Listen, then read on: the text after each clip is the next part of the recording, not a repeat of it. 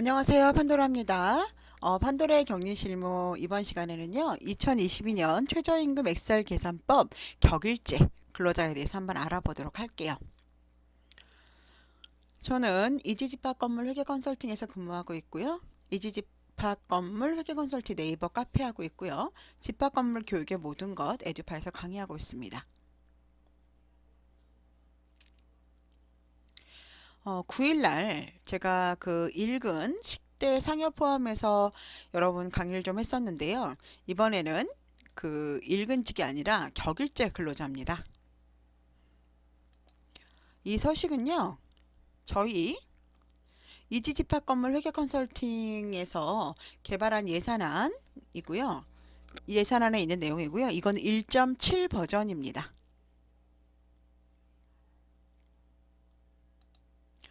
자, 격일근로를 좀 볼게요. 제가 이전에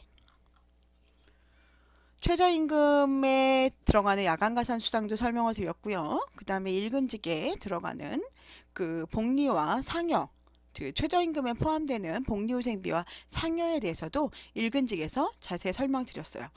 이거 역시 그러면 그 강의 내용들을 좀 보시고요. 여기다가 좀 연결을 좀 해 놓을게요. 못 보시는 분들은 그 최저임금 관련된 강의하고 그리고 그 일근직 강의하고 한번 들어보세요. 자, 뭐 적용 일자는 우리 2022년도 격일근로자 최저임금 계산식이고요.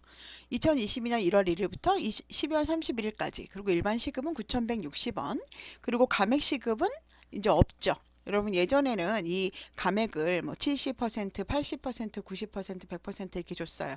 이게 뭘까요, 여러분? 새로 입사하신 분들은 이게 뭔지 모르더라고요. 이 감액 시급이 뭔지 모르더라고요. 뭐냐 하면 그 최저임금이 인상이 되면서 우리 격일 근로자들은 어떻죠? 오랜 시간 일하잖아요. 그러다 보니까 오랜 시간 일하시는 분들은 어떨까요? 급여가 많을 수밖에 없겠죠. 그렇게 돼서 이분들을 한꺼번에 이렇게 최저임금에 딱 맞춰서 최저임금의 100%를 지급을 하면서 이분들한테 돈을 주면 그 사업자, 즉 우리 입주자들한테 너무 부담이 간다 이거죠. 그래서 감액을 해줬었어요. 그러니까 이 일반 최저임금의 최저시급에 뭐 60%만 준다, 70%만 준다, 80%만 준다, 90%만 준다. 뭐는 이제 순간부터 100% 이제는 감액시급이 없죠. 근데 저희는 이 수습 기간이라는 거를 만들었어요. 왜냐하면 1년 동안 계약을 하는 경우에는 최저임금에 미달되게 줘도 수습 기간 동안은 최저임금에 미달되게 줘도 괜찮기 때문에 그렇기 때문에 여기 보시면 제5조 최저임금액은 1년 이상의 기간을 정하여 근로계약을 체결하고 수습중에 있는 근로자로서 수습을 시작한 날부터 3개월 이내인 사람에 대해서는요. 대통령령으로 정하는 바에 따라서 제1항에 따라 따른 최저임금액과 다른 금액으로 최저임금액을 책정할 수 있습니다. 다만 단순 노무 업무로 고용한 그 노동부령에 정하여 고시한 직종에 종사하는 근로자를 제외합니다. 단순 노무는 뭐 미화, 경비, 주차 관련 얘기하죠. 그렇기 때문에 우리 미화 여사님들이나 우리 경비분들이나 그런 분들은 이 수습 기간을 적용할 수 없다는 얘기죠. 자, 보시면 여기서 저희가 만약에 수습 그 우리 기존 직원들 90%만 주겠다라고 치시면 어때요? 금액이 달라졌죠? 제가 이런 식으로 만들어 놓았습니다, 여러분.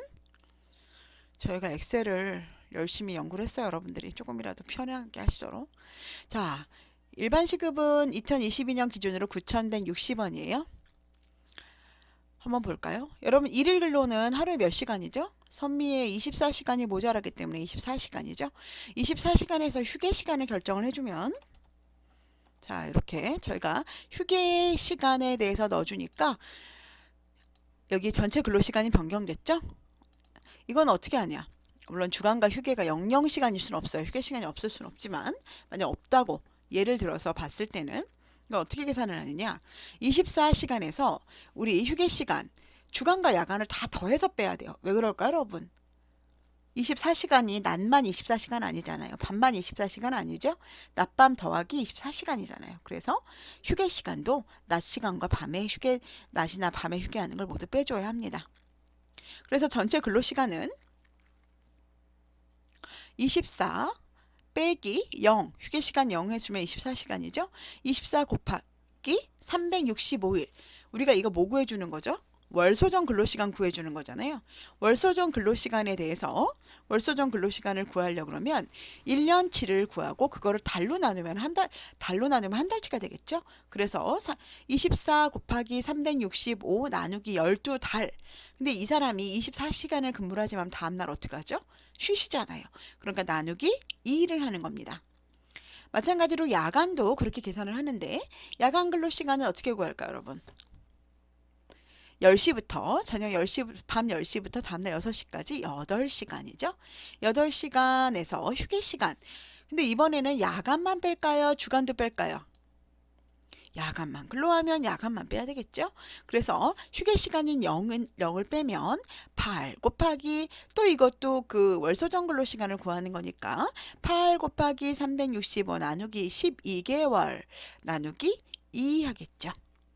이러면 야간 근로시간이 나옵니다. 그걸 두 개를 더하면 모아 월간계가 나옵니다. 즉 월에 일하는 시간입니다. 하지만 야간 근로는 실질적으로 일하는 시간은 아니죠. 가산수당을 위해서 가산수당을 계산하기 위한 계산식이라고 생각하시면 됩니다. 자, 기본급은요. 이 전체 근로에다가 시급을 곱해주면 됩니다. 간단하죠?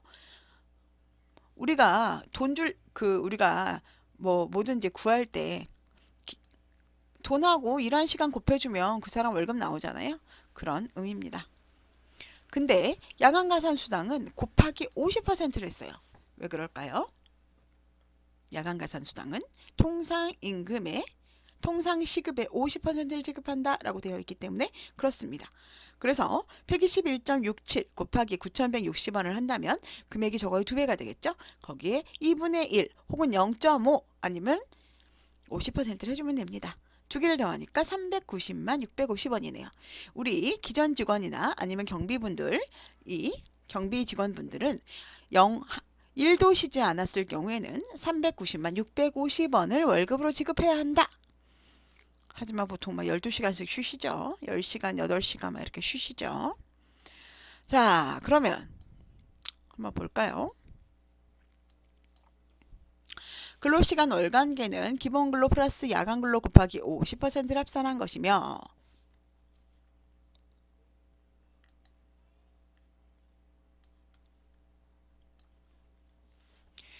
월간 총임금은 법을 위반하지 않는 임금의 하한선을 제시하는 것으로서 사업장에서 예산 수립이나 임금 구성 항목에는 위 근로시간 월간계를 배분하시기 바란대요. 그리고 위 기본급은 재수당 플러스 기본임금은 기본급 플러스 재수당이에요. 자, 여러분, 그리고 여기 두 번째 거는 무슨 얘기냐면 이 첫 번째 거는 요것만 의지하지 말고 여기 밑에 이렇게 나누어서 사업장 활용하는 거에서 나눠보고 최저임금 미달되는지 안 되는지 보란 얘기고요. 두 번째 거는 무슨 얘기냐면 여러분들이 어떤 분들 이러시는 분들이 있거든요.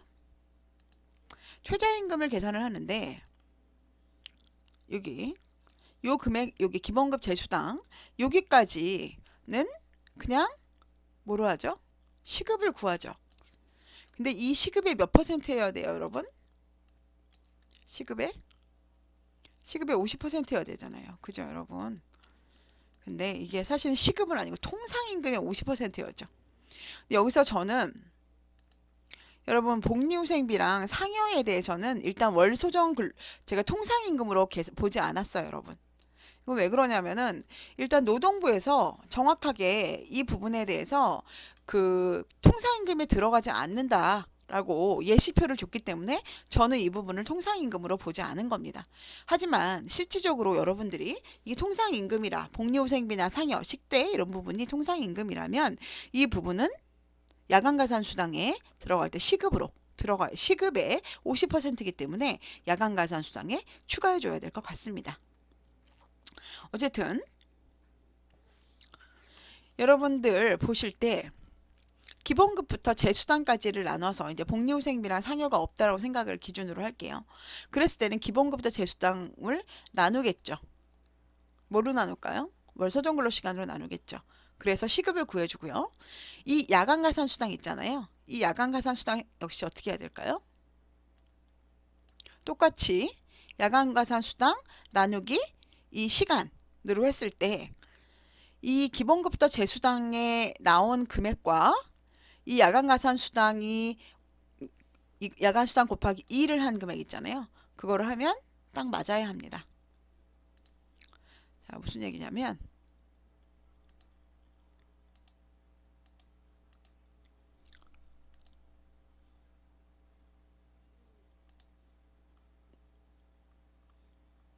자, 이 위에를 좀 볼게요, 여러분. 기본급부터 이 재수당 이 부분까지 제가 이 밑에다가 구해놨거든요. 이걸 더해 놓은 거죠. 기본급부터 이 재수당까지 더하니까 334만 3,400원이에요. 이거를 365 월소정 근로시간으로 나누니까 9,160원이 나왔죠, 여러분. 9,160원이 나왔어요. 그리고 이 야간가산수당인 55만 7,250원 나누기 야간가산수당 121.67을 나누니까 4,580원이 나왔어요. 금액이 서로 사맞지 않은데요? 라고 저한테 얘기하실 수 있겠죠. 이건 9,160원이고 얘는 4,580원인데 왜 같다고 하세요? 근데 그거를 곱하기 1을 해줘야 되겠죠. 여러분 왜 곱하기 1을 할까요? 시급의 50%를 지급하라고 했으니까. 그래서 야간가산수당과 기본급부터 재수당까지의 시급이 어때요, 여러분? 서로 같죠? 이렇게 처리하라는 이야기입니다. 여러분. 통상임금의 야간가산수당은 통상임금을 기준으로 하여 50%를 지급한다 라고 되어 있어요. 그렇기 때문에 여러분 어떤 분들은 이렇게 하시는 분 있어요.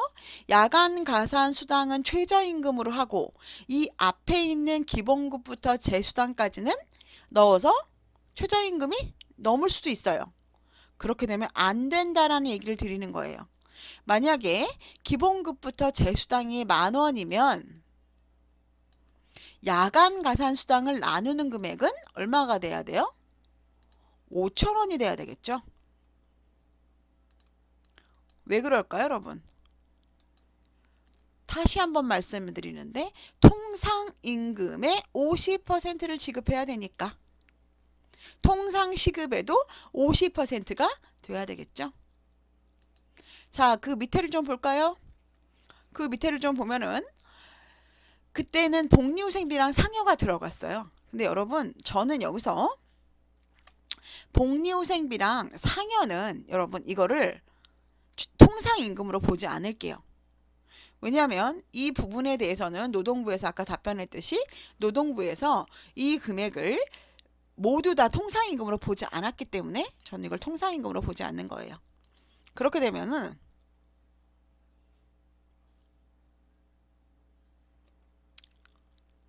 금액을 좀 볼까요?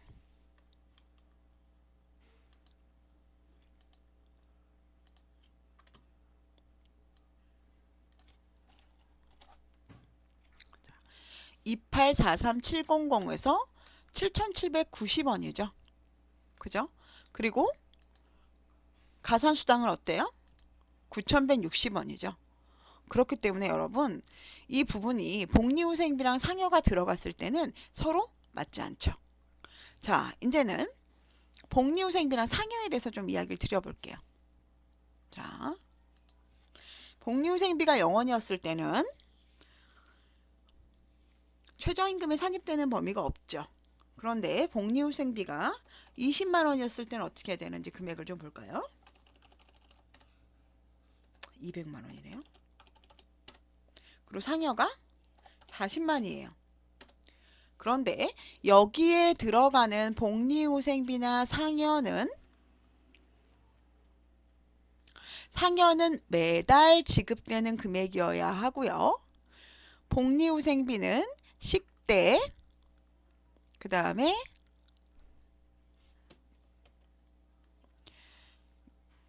식대, 자가용 운전 보조금, 그 다음에 교통비 이런 것들이 있습니다. 근데 모두 다 그 최저임금에 포함되는 것은 아니고요. 그 포함되는 금액들이 있으시죠? 이런 경우 한번 계산해 보도록 하겠습니다. 자, 복리후생비가 20만 원이에요. 여기는. 그러면 이분은 실제로 만약에 이 기본급부터 이 상여까지 그 324만 130원이죠. 만약 그러면은 최저임금이 넘죠. 근데 이걸 다 그냥 복리후생비랑 상여를 그냥 다 더했을 때는, 근데 만약에 그 복리후생비는 몇 퍼센트가 산입되죠? 복리상여 기준급여의 2%를 제외한 금액, 그리고 이 상여는 복리상여 계산 기준급여의 10%를 제외한 금액이 산입되게 됩니다. 그러면 복리상여 계산 기준급여는 어떤 거죠? 이거는 월소정 근로에다가 그 해의 법정 최저 시급입니다. 9,160원 곱하기 304.17이죠. 그래서 요 금액이 나온 거예요. 278만 6,197원에 2%를 제외한 금액은 14만 4,276원이고요.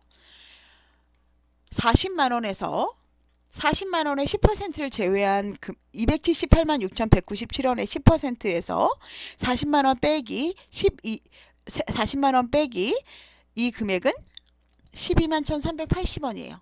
그래서 만약에 복리후생비와 상여가 들어갔을 때는 최저임금이 미달되게 되죠. 전에는 324만 원이었는데 최저임금만 산입하는 경우에는 이 최저임금에 산입되는 복리후생비와 상여를 넣는 경우에는 최저임금이 미달됩니다. 그런데 어떤 분은 이러시는 분이 있어요.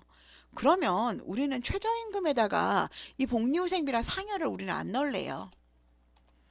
이렇게 하시는 분들이 있어요. 만약 그렇다면 여러분, 이분은 기본급에다가 재수당하고 야간가산수당을 주고 그 다음에 복리후생비랑 상여를 또 별도로 줬어요. 그럼 이분에게 우리 입주자들은 최저임금에 맞춰서 주고 싶은데, 왜냐하면 급여가 너무 많으니까 최저임금에 맞춰주고 싶은데 여러분들이 이렇게 계산을 했단 말이에요. 복리후생비랑 상여가 있는데 상여는 없더라도 식대를 나눠놨어요. 그러면 44,276원은 산입되잖아요, 여러분. 그죠?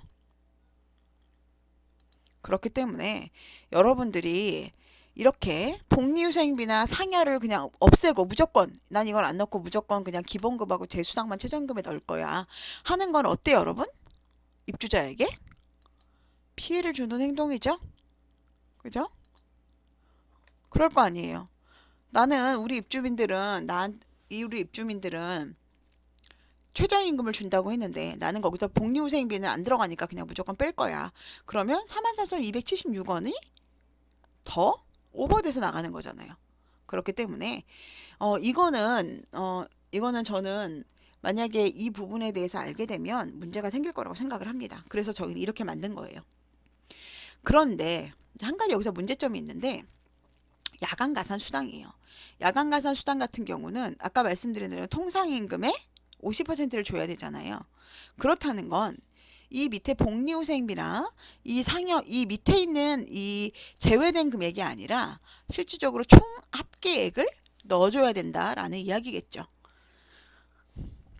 그래서 저희가 이 부분을 명확하게 통상임금이라고 저희가 볼 수가 없잖아요. 왜냐하면